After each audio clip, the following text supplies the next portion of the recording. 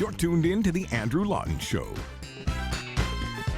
A couple weeks ago, people in Vancouver were shocked to see ads seeking to shame those who have more than one child. One such ad declared, "The most loving gift you can give your child is not to have another," beside the picture of a black baby. This ad reminds us of racist undertones which have often been associated with the population control movement, targeting minority communities in particular with the message that they should have fewer children. But it also perpetuates the false and disproven idea that large families are bad for society. In reality, parents who make the sacrifice of raising children into productive citizens should be celebrated and not stigmatized. Honestly, parents of large families have enough to worry about. Having a larger population of younger people entering the workforce helps to ensure that there are enough taxpayers supporting the needs of our seniors. So my riding association is fighting back. We are taking out ads on buses sharing one of my favorite quotes from Mother Teresa. "How can there be too many children? That is like saying there are too many flowers." I will continue to stand up for families. That right there was a statement in the House of Commons by Conservative MP and Shadow Minister for International Development Garnett Genuis, taking aim at an ad campaign in Vancouver that, as he noted, has been called bold by some media outlets, but in actuality, I think, is raising issues that Canadians should be very concerned about, not just at home, but around the world. The ad itself was basically saying, and you can see there a picture of a black baby, "The most loving gift you can give your first child is to not have another." MP Garnett Genuis joins me on the line now. Garnett, good to talk to you. Thanks for coming on again. Great to talk to you too, Andrew. Thanks for the opportunity. Now, why did this rub you the wrong way, this ad campaign? Well, I think on the face of it, some people are just inclined to say, "Well, this is kind of stupid," and keep walking. But as a politician, I'm noticing some of the broader trends in this. Right? It's not the first time that somebody has tried to push this message, this false message, claiming that people who have sort of more than one child are being socially irresponsible. You see some quote unquote climate change people that try to deliver this message saying, well, if you have more children, they're going to consume more resources, and that's going to cause climate change. But there's also been a lot of these kind of coercive population control programs that have targeted minority communities, that have targeted the developing world with this kind of false message that telling people you shouldn't have more children, and it's based on totally debunked economic theories. The idea that we need or benefit from population control is completely contrary to everything we've seen in terms of how population has been able to grow dramatically in the 20th century without negative impacts in terms of development associated with that. So it's just pushing this false message that shames people with sort of medium-sized or larger families, but also it's just false. It's incorrect, and it's nobody should feel bad. Nobody should feel guilty about having more children. In fact, we see how in societies that have very low birth rates, aging population, it becomes harder and harder for those societies to care for their seniors. If you don't have enough people entering the workforce relative to the number of seniors, then it becomes harder to provide the services that elderly people need in order to continue to thrive in older age. Oh, yeah, we see that happening in a particularly stark way in Japan, where I think the latest stories that I've seen have been about finding robots to work in, their equivalent of nursing homes because they just don't have a young workforce. But even in Canada, we had last week from Statistics Canada the report that our fertility rate here has reached an all-time low. So whether this is good or bad for the country is a separate discussion, but the idea that an ad campaign needs to be telling people to have fewer kids when we're already having statistically and historically an all-time low amount of them just doesn't seem to make sense. It's like, how low do they want it? Yeah, and I would never tell people how many children to have one way or the other. Some people, for a variety of reasons, choose to have fewer children. There's some people out there who I know who might want to have more children who can't because of whatever aspect of their circumstances. And I'm certainly not advocating the opposite, where we shame people for not having children.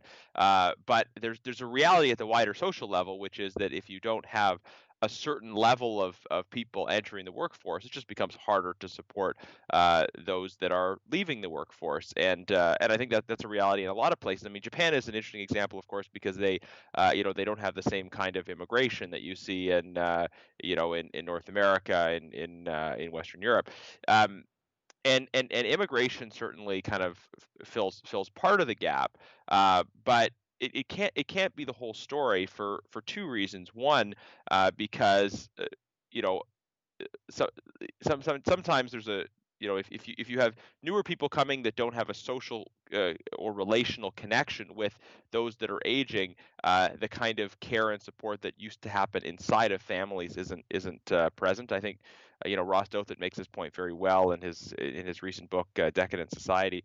But the other issue, and sort of the more obvious issue, is that if you promote this kind of population reduction, population control message throughout the world, at some point immigration can't plug that hole, right?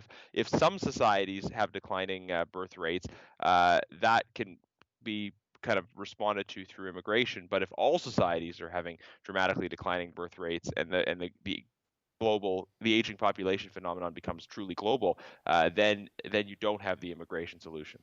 Yeah, I'm glad you actually brought up that point, because I know this has become a contentious issue for moral reasons when we see international groups, or in some cases governments, that are prioritizing and funding overseas birth control and abortion. But there is a demographic aspect to that debate that's distinct from any moral one, it sounds like. Yeah, I mean, I certainly think there is where I mean, I think there's different aspects to the sort of international population conversation. I mean, some of it is about questions of autonomy and bracketing the abortion conversation, which is obviously controversial for a lot of legitimate reasons. I think it certainly makes sense for people to have information and awareness about how they might be able to space children in their families and exercising agency. And um, but this crosses a line when people have this message pushed on them that you should have smaller families, or that smaller families is sort of necessary as part of the road to development. I don't think that's true. I think there's maybe a correlation where as countries develop economically, people have fewer children in many cases because there are lots of reasons why there's that correlation exists. But I don't think it's causal. And what we see is that countries that have really taken on this idea in a big way, that lower population leads to economic development, you end up with very, very coercive policies. The clearest example is China's one-child policy, right? This is somebody, the one-child policy was taking the logic, quote unquote, of this ad and making it a coercive policy in a very sort of firm, aggressive sense. And the one-child policy just has caused untold misery. Estimated millions of cases of baby girls being victims of infanticide, and all kinds of coercive control of families, and the result of it now in China, uh, starting to see it, but it's going to be more pronounced in the years ahead, is demographic winter, an aging population, challenges in terms of growth associated with that, and also skewed sex ratios, far more young men than young women.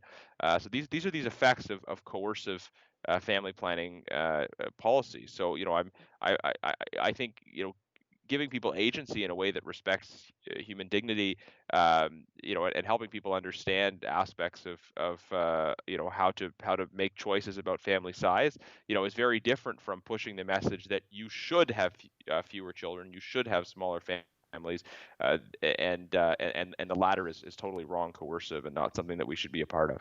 Yeah, and we are seeing some of the stigma on this as well. I mean, one notable example is the Supreme Court Justice nominee Amy Coney Barrett in the U.S., a large family. This has become central to a lot of the criticism she's getting in the media.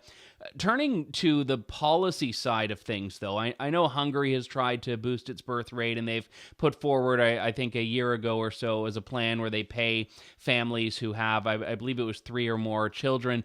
Do you think that governments need to start trying to have proactive measures, or do you think it's simply, as you were saying at the beginning, just don't tell people not to, just don't tell people what to do in this area?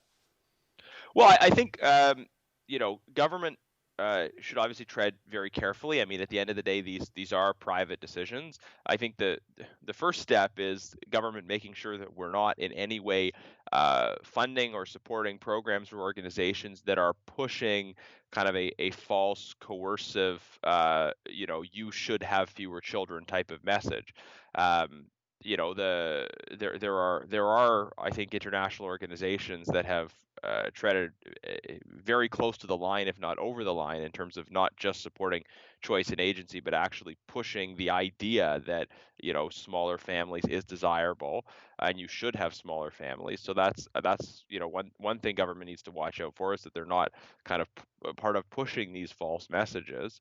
I mentioned the China's one-child policy, and it's worth noting the UN Population Fund set up a information gathering system around population in the same year that the one-child policy was created, and then an award was given to those who were involved in starting the one-child policy. And the UN Population Fund says they don't have anything to do with coercive population programs, but the realities in terms of the information gathering system, so I think these are things that government policy needs to be attentive to.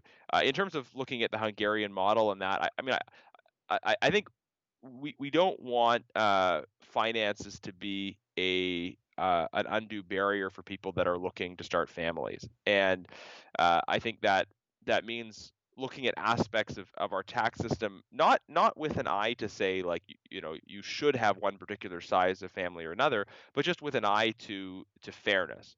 So one thing I think about in this context, for instance, is the way our progressive tax system works. Our progressive tax system is designed to say that if you have a lot more money sitting around, you can pay a higher percentage of your income in tax, right? But it doesn't really always fully take into consideration the fact that if you have a medium to high income, but you're supporting a large family while doing it, you don't exactly have the same kind of cash on hand as somebody who is making that same income and single. And if our progressive tax system is supposed to reflect the ability of people to pay into that tax system, then maybe we need to look at tax policy that just reflects the realities of what families are experiencing, especially when you take into consideration the fact that that those that are having larger families, those children will grow up and also pay taxes and continue to support the existence of our social programs while their parents are moving into the sort of post-work age category. Yeah, and looking through some of the changes that the Liberals put in a couple of years ago that went after family businesses and income sharing among families. I mean, that's another area that as well penalizes people whose families are very integrated, involved, and economically successful running a business. Yeah, absolutely. And I mean, we're facing a real crunch, obviously, with the obscene deficits the governments are running right now. But that's why, in principle, of course, the income splitting issue is just quite clear cut, that we consume resources as families, not as individuals, and it makes sense for taxation to be considered. And I think, like, the income splitting debate was always kind of skewed by the left to say, is this about providing a tax cut to this particular group or that particular group? It was never about deciding to preference one group or another. It was about tax fairness. It was about saying that if you have two families that are making the same income, they should pay the same rate of tax.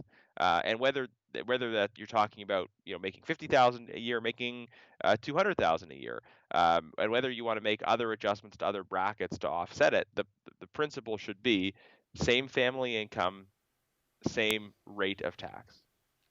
Now, I know you've spoken out against this ad campaign in the House of Commons, and I appreciate you joining me to do it as well. You've also decided with your riding association to fight fire with fire. Tell me about the ad you're running.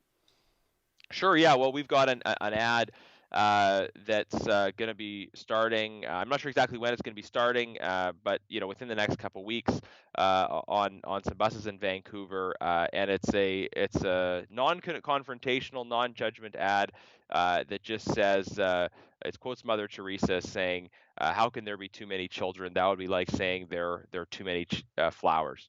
Is to recognize that the children are wonderful, children are a blessing, and I think uh, people celebrate children, and the idea that people should be shamed for having children is